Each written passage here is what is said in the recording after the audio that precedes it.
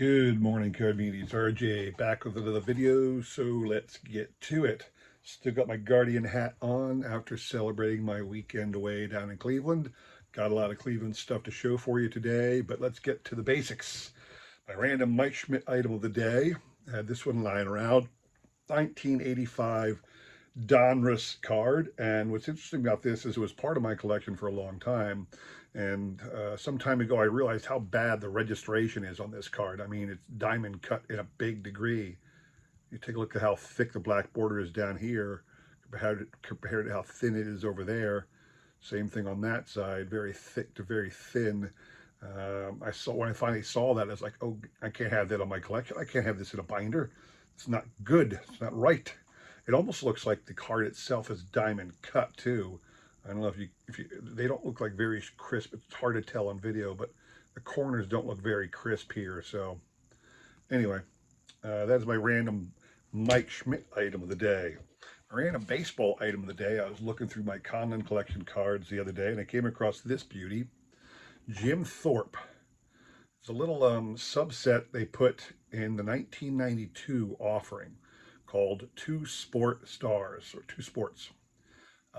Now, you might say, well, why would they have done that? But it's pretty self-evident when you consider what was happening in the world of sport at that time. You had Deion. This is the Upper Deck SP number 3 from 1992 Upper Deck. And Bo Jackson had come out, done Two Sport Star. Deion was tearing up the world as a Two Sport Star. So the Conlon collection decided to put in a bunch of cards in a subset within the base product from 1992, showing a number of different baseball players who had played two sports. And if you think hard, you could all recall a couple of them.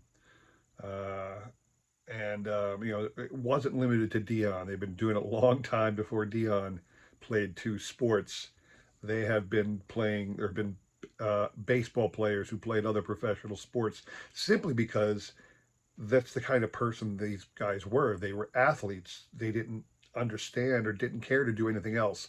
Most of them had summer jobs, but a lot of them are winter jobs. A lot of them just played a different sport in the wintertime. You know, this is what we are. We are athletes. This is how I make my living. And Jim Thorpe's a good example of that. So that is my random baseball item of the day.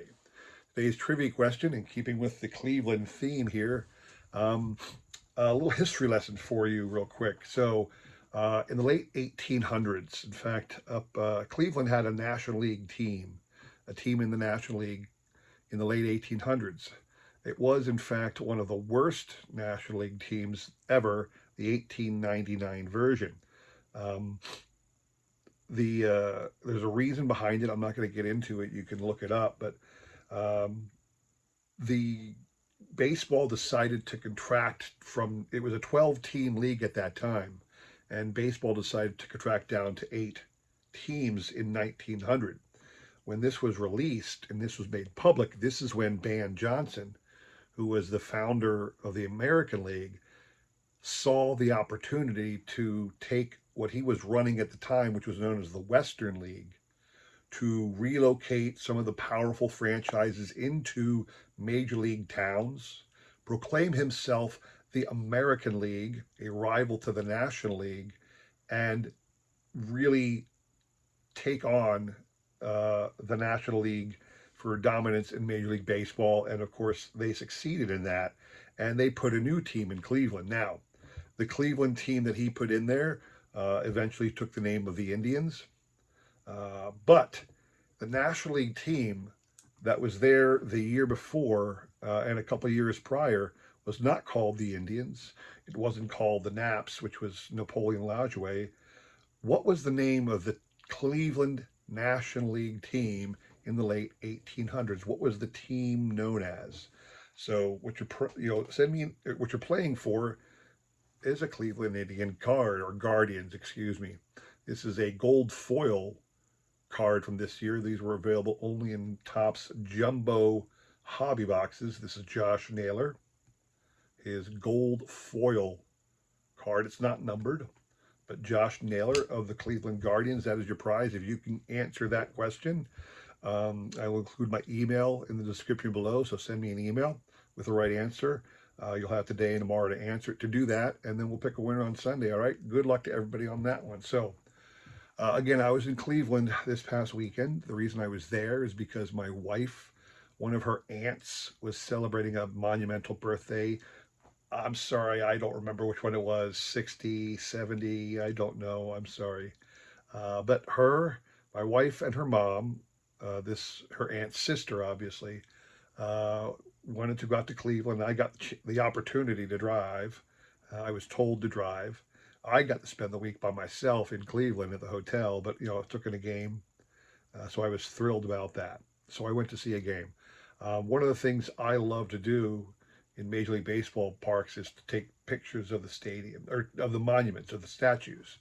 I haven't done a lot of that. I want to, but I had never been to Cleveland before in my life. I've never been to Cleveland. Just never had a reason to go there. So I got to go there, and I took a whole bunch of photographs and video of all of the plaques I could find, and all of the statues that I could find around the stadium. I might have missed a couple, but I don't know. But I'm going to show off for you right now a nice grouping of all the statues and plaques of any significance I could find at what is known as Progressive Field in Cleveland. So hang on a second, and I hope you enjoy this little tour of Cleveland. So while my wife was out doing a girl thing with all of her aunts and her mom, I got the day off, so the Yankees were in town in Cleveland. I got to go down to Progressive Field and take in a day game. It was actually a day-night doubleheader because we got there Friday night. It was raining the whole night, so this was the makeup game Saturday during the day.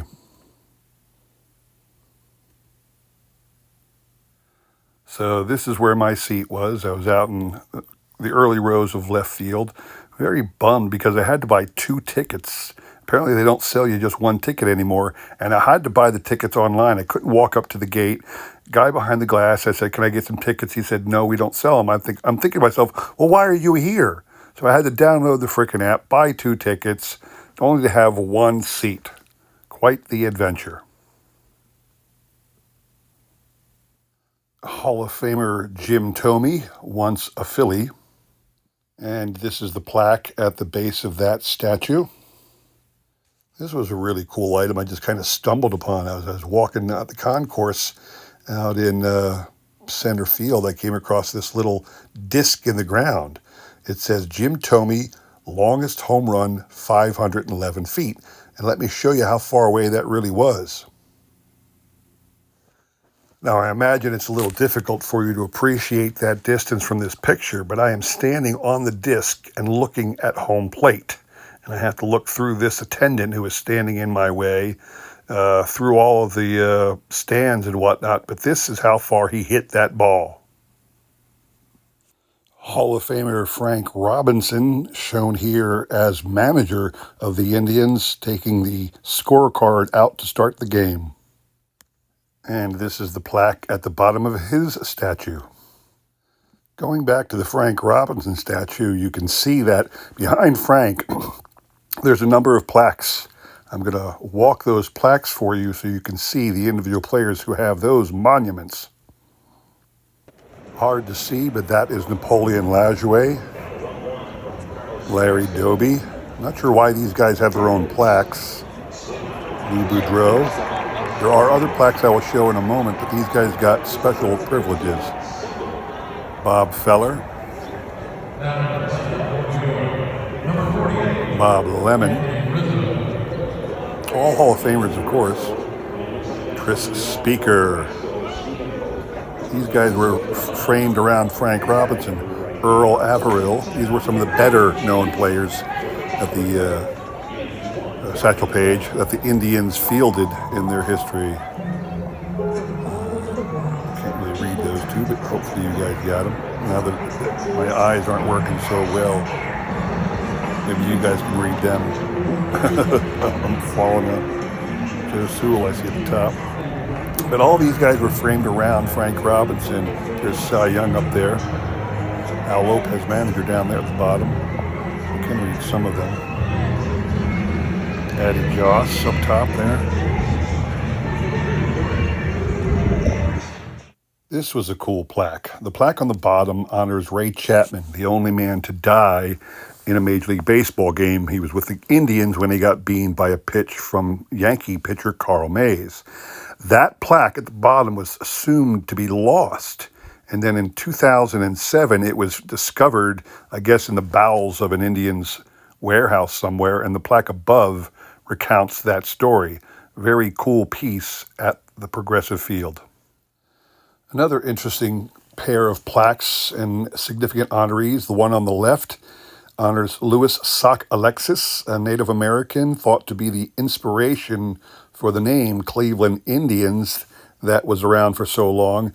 And the one on the left is a dedication to all the Negro League players who played for Cleveland and in and around Cleveland in the Negro Leagues. So those are two other pretty cool plaques on the walls. Something that Cleveland had that a lot of other stadiums I've been to seem to have is a wall of fame for all the different great players of any stature that they found worthy of enshrinement into their own personal team Hall of Fame. I got a whole video coming where I'm going to show all the ones. I'm just going to walk the boundary and show you all. I'm not going to be able to read them. The text is just too dang small, so enjoy the video that I took that day.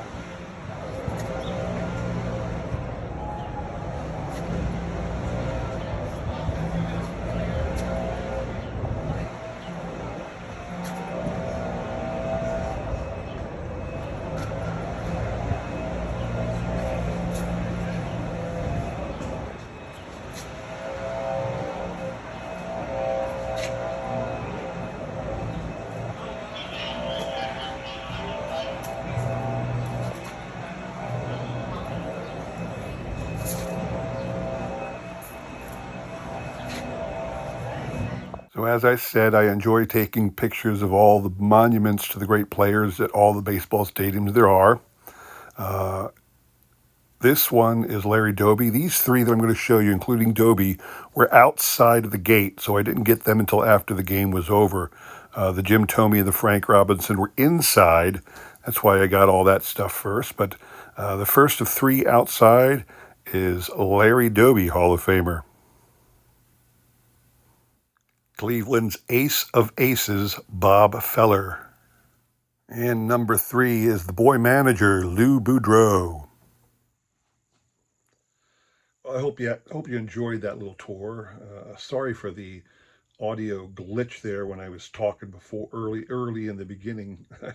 I had my finger over the button ready to stop it at just the right moment, but I accidentally hit it early. So that's why the audio cut out there in the beginning. Anyway, so what I was saying is, I hope you enjoyed all those monuments and plaques. Again, I really thought the Ray Chapman one was fantastic, that story, that they had lost that plaque at some point in their history. And in 2007, I don't know where they found it. I think the other plaque on the wall does describe a little bit more about it, but pretty much just says they found it in 2007, doesn't give more details than that, which I think is just a cool thing.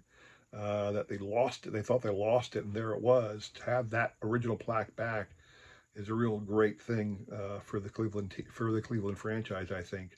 And a lot of the other things were really cool too. So hope you enjoyed that. If you did, please consider like, subscribing, commenting, and all that jazz. I really do appreciate that. I try my best to support everybody else in this great card community. So I appreciate your support. Don't forget the trivia question. Come back on Sunday for the trivia recap. But one more trivia question for you on Friday. So hope to see you again on that day, okay? Thanks for watching and take care.